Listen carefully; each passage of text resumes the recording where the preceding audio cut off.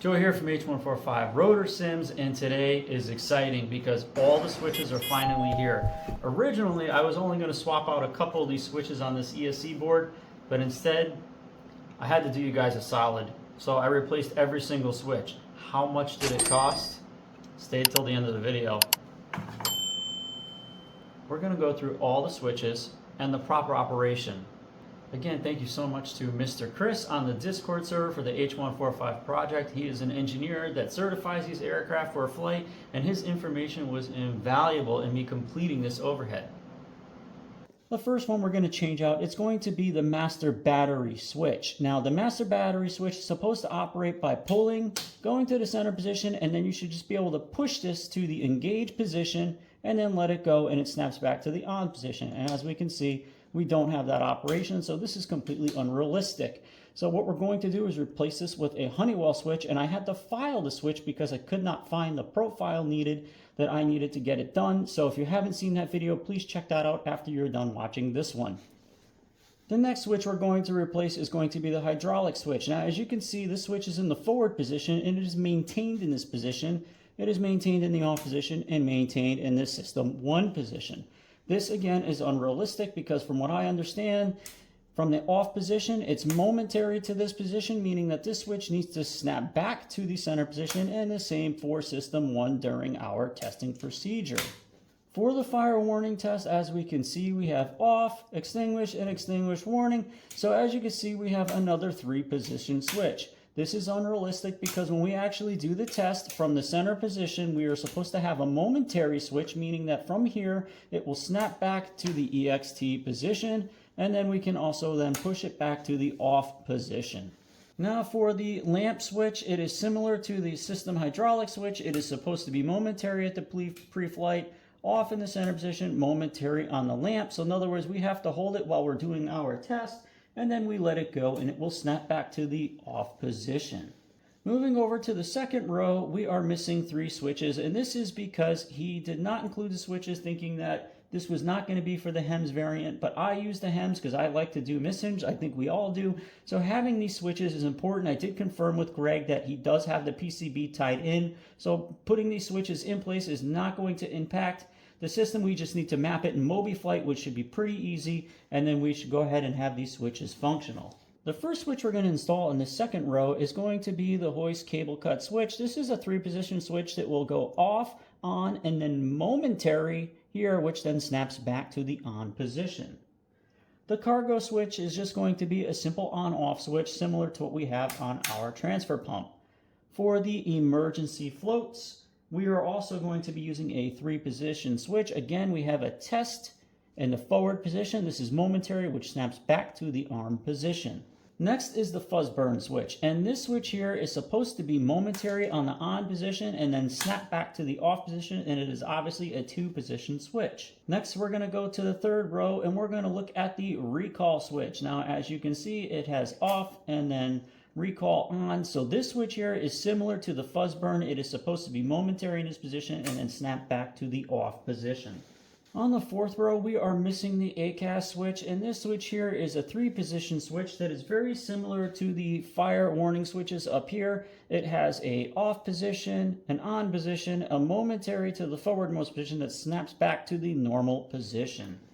So the first step is to disconnect the connections between the front overhead panel and also the circuit breaker panel. So I'm going to go ahead and just remove the 2 connections, these ribbon cables on both sides. And that has been disconnected. Next, I'm going to go ahead and remove the USB cable. And we're going to put a support underneath here because this kind of flex here, this is a bad thing because under vibration with the motion, I'm afraid that this is actually going to break on the Arduino board. Okay, so that's been disconnected. Next, I'm going to go ahead and disconnect the front lights, which is just a connector. It's very hard to get to, but once we get it, we are good. Next, I'm going to pull the power cable, which is right here in the center. I'll see if I can get a better shot of that. Okay, there it is right there. And I'm just going to pull up because I had drilled a hole for this to go straight down into there without putting any tension on it. Next, I'm going to have to go ahead and remove the screws underneath. Now I will not bore you with removing the screws, but the screws are on the perimeter. There are 7 of them going around the perimeter of the overhead. And we have to be very careful because once these screws are loose, this is going to want to come right out. And I'm going to be using a 2.5 millimeter Allen wrench to remove all of these screws. Let's start by first removing the connectors on the overhead panel. Then we will flip this over. And we're going to have to remove these knob covers so that we can take this plate off. In order to take these off, we need to use a 1.5 millimeter wrench, or Allen key, I should say. And I love this thing, it extends out, and I use it a lot for PC repairs. So we're just going to go ahead and loosen all these. Also, try to set your switches into the center positions if that's what they have. If you possibly can. And I've taken out this screw and this screw here, so this should allow us to take this, basically this face cover, directly off. And we'll just set this off to the side. Next, what we need to do is we need to go through, take all these orange and black caps off. Now, I will caution that when you get this panel from Greg, he does glue these to the stems of all these switches. I asked him not to when he built this one for me because I knew I was going to be taking things apart. Only slight variation is there's going to be a little bit of more of a protrusion than the old switches. So when we put the lasered etch panel back on, you know, we are going to see a little bit more of that switch, as you can see, but that's okay. That has the actual real red interior, or the sealed portion, I should say. So there are a couple of variations. There are a total of 6 different types of switches that I'm using in this build. One of them is a custom switch. It is the Honeywell master battery switch, which is over here. And that is part number 1TL1-5K. And you have to custom file that. And if you haven't seen the video where I show you how to file this, you can watch that after this one if you'd like. The next switch we're going to look at is the PT102SQQ. So there are different variations depending on, QQ means quick connect terminals, and SSQ are going to be screw terminals. The problem with some of the suppliers like DigiKey and Mauser is that you need to order like 100 of a certain type of switch, whether it would be the quick connect terminals or the screw terminals. So of course I chose the ones where you can get them in single unit quantities. So the first switch here is the PT102SQQ. This switch is a simple on-off switch. Very nice feedback. The next one we're going to look at is a PT103. This one is the SSQ, and this is an on, off, on. So 3-position switch. The next one we're going to look at is the PT105SQQ, and this switch has a momentary on this position to the left, off, and then momentary over here to the right. This is used for the hydraulic and also the warning. So what we have with this one is the next is the PT107SQQ, and this one is on, off, and then on momentary, as you can see. Okay, so there's a couple of those. And then finally the last one, or the last two I should say, is a PT108, and this is a momentary on the on position and then snaps to off. So we have this one here and this one here. So those are all the switches. So there's going to be a total of the PT102s. There's going to be 18 of those. There's 8 of the PT103s. There's 2 of the PT105s, 5 of the PT107s, and PT108 there are 2. So the next thing you want to have is, I made this very handy diagram in AutoCAD and I color coded it so I wouldn't get confused when I'm working on my switches. If you want this diagram, just shoot me a message in the PM or in my comments, and I can link this into the description if enough of you are interested in doing that. Please don't forget to subscribe either. All right. So on this board, I had to figure out which ones actually create a condition in MobiFlight. So I had these little black dots. So basically, I went through with a jumper, so a little piece of copper, and I had this plugged into MobiFlight, and I touched it to make sure I registered the pins. So I wanted to make sure, because I didn't know which one is tied to what on this board, because this board was not designed by me. This was designed by Greg at ESC Cockpits. I just decided to build one with more heavier duty switches that functions more like the real H145. Again, thank you so much, Chris, for giving us this information, Mr. Chris, on the H145 project. Discord, he is an engineer that works on the Airbus. So here we have all our switches. Those are all the PT102s. So what you can see with the quick connect terminals, what I've done is I gone ahead and I soldered leads into them right here, and I'm using a Weller soldering iron, which is incredible, and I just cut the leads off. Now to space these properly, it's a little tricky, but it's not impossible. So I put these PC standoffs to the height of what's going to make this work. So you have to kind of fudge with it just a little bit to get it going. And then this will actually snap right down and it bottoms out onto these posts. And then I just take one of the screws and I screw it in and then make sure that we're going to hold it. And the next thing that I do is I take a nut before I solder it, like one of these, and I make sure this is completely bottomed out. And I use this is for 9/16, and I screw it down and make sure this thing is completely flat. And then I flip it over like this. The leads are popping out and I solder them. All right, so the first switch we're going to work on based on my diagram, this is going to be the DC receptacles for the back of the aircraft. There's an off-on over here for position number 6, and this is a PT102 switch. So I'm going to put this switch over and line it up based on these pins here. So I need to make sure that my copper pins are going to be where these black dots are going to be. So it's going to be these two positions here.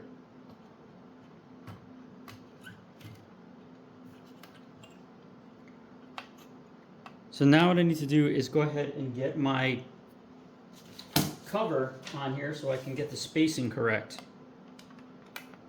Again, a little tricky, but not impossible. And I'm actually gonna cut these leads down a little bit, just because it's gonna make my life a little easier.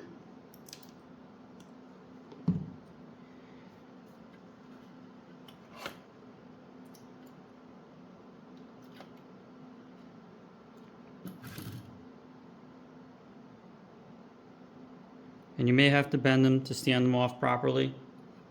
But the whole point of this is so that they're removable. So if the board goes bad or a switch goes bad, all I got to do is clip the copper lead and literally they'll drop right out.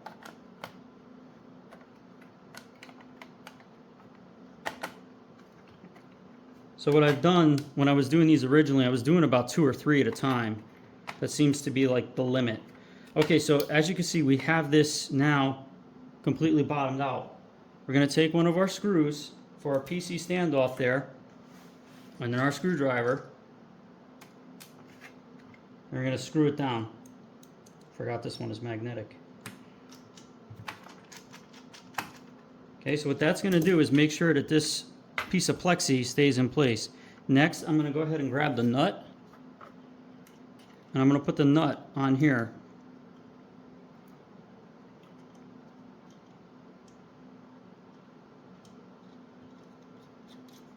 A little temperamental, and then I'll move my switch into place.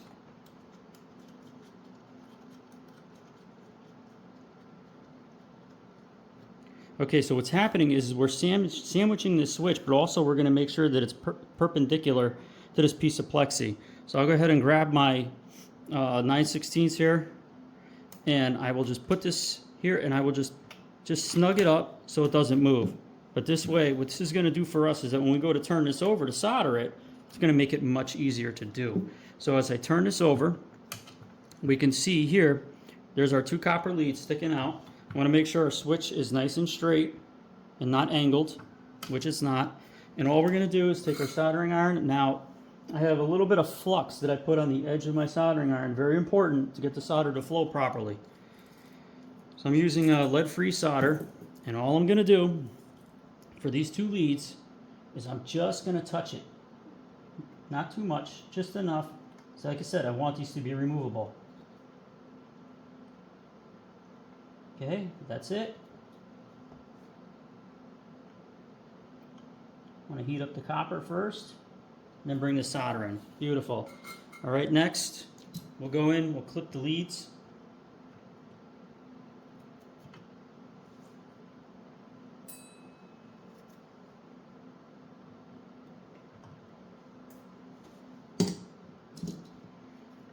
Awesome. So now we have our on-off switch for our DC receptacle. Now what I will do next is I will go ahead and plug this into MobiFlight, and we'll make sure that this actually operates. So I'll flip this over, and I know that it's this switch right here. And I'll plug in my USB, because I have Flight Simulator running at this time. Make sure I'm not touching any other contacts on the board. I don't want to short anything out. I've got to go run MobiFlight. Okay, so here is the DC receptacle switch right here in MobiFlight. I'm going to go ahead and operate the switch on the overhead. As you can see, it's changing position. I'm also seeing it register in MobiFlight over there in the side corner. Okay, it's been a while, but every single one of the switches is working in MobiFlight, except for two. I just have to program them, but I can see that they actually have a function. So now it's time to put the laser etch panel on top. Now you'll notice that I have some spaces underneath here, and the reason for that is so that it accommodates that 5mm thickness of the overhead. So when I slide this in, it should be good to go. All right, so the overhead is finally finished. Now let's go through how all these switches operate. These are beautiful switches. Again, a ton of tactile feedback. You're going to hear them when I click them. Okay, so for this battery master switch, this is actually a Honeywell switch. Here is the off position, on, and then to engage, we push forward and then release. Now this hydraulic switch is a momentary forward, off, and then system one, back to off.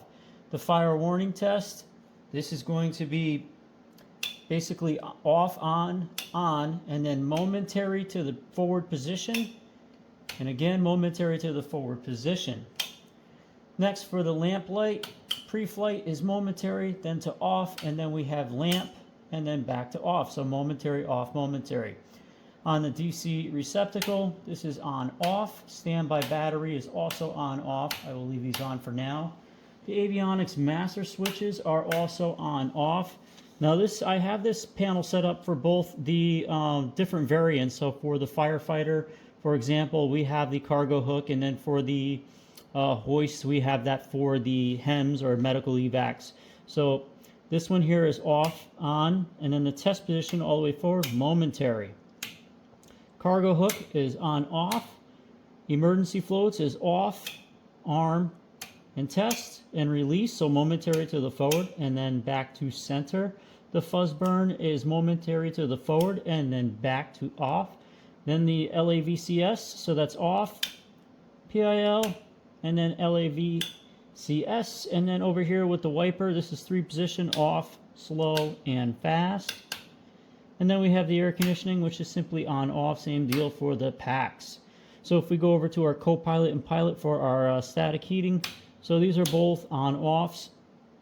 For the IBF, this is close, open, open, normal, normal, so 3 positions switch. For the recall, this is also off and then momentary forward. Prime pumps and the transfer pumps are both on, off, or all 4 I should say. The ACAS is mute, norm, and test, release, so momentary. And then for the standby, we have mute, normal, and standby, so 3 position. And then for the HISL, the high intensity searchlight, we have off and on. For our landing strobe, position, and anti-collision lights, these are simple on-off switches. For our cargo packs, on, so we have PAX and then on. And then over here for our emergency and exit lights, we have off, arm, and on. And then our instruments lighting switch is day, night, and NVG. So as promised, I'm going to share with you just how much it cost. Maybe a kidney, a small fortune, your firstborn, I don't know. It's pretty expensive. But first I want to thank you seriously for watching this video to its entirety. It means a lot to me. And just being part of the sim community, it's an incredible community. And I hope you got something out of this. And if you did, please hit that bell notification icon, like and subscribe to the channel, comment below. I'd love to hear your feedback and also any other videos you might be interested in this wonderful aircraft. Okay, so here is the Honeywell 1TL1-5K, one of those at $80.28. Next we have the PT102 SQQ. That was 18 of those, $284.76. Next, we have 8 of the PT103 SSQs to $14.72. Then we have 2 of the PT105 SSQs, $53.46. 5 of the PT107 SSQs, $99.30. 2 of the PT108 SSQ, $33.24. And we also did have some tariff charges. So for me, that was $69.36 plus shipping, $29.99. The PCB board by ESC was $282 with my grand total of $1,073.93. Holy. Thank you so much and have a great night.